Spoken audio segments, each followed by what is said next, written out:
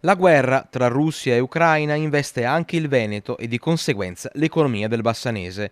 Parliamo di materie prime, di aumento vertiginoso dei costi, di irreperibilità nel breve periodo di beni e risorse.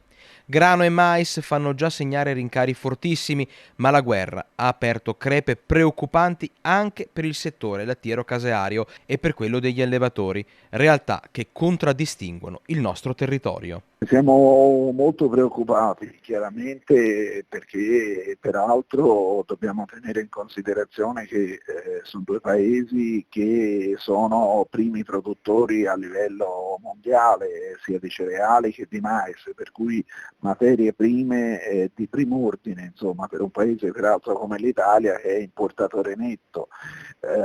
Basti pensare per esempio a tutto il mondo della zootecnia, dove l'alimentazione in gran parte è da mais, da cereali, per cui grande preoccupazione in una fase dove questi prodotti verrebbero senz'altro meno. Ma il problema però è molto più ampio, perché chiaramente tocca tutto quelli che sono i costi di produzione dell'agricoltura, dal gasolio ai concimi, agli antiparassitari, a quelle che sono anche le bollette energetiche.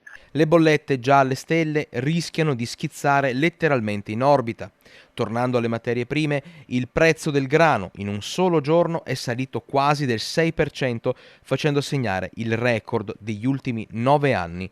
Drammatica la situazione anche per i prodotti base destinati all'alimentazione degli animali negli allevamenti, come la soia, che ha raggiunto il massimo dal 2012. È difficilissimo oggi prevedere l'entità di questi danni.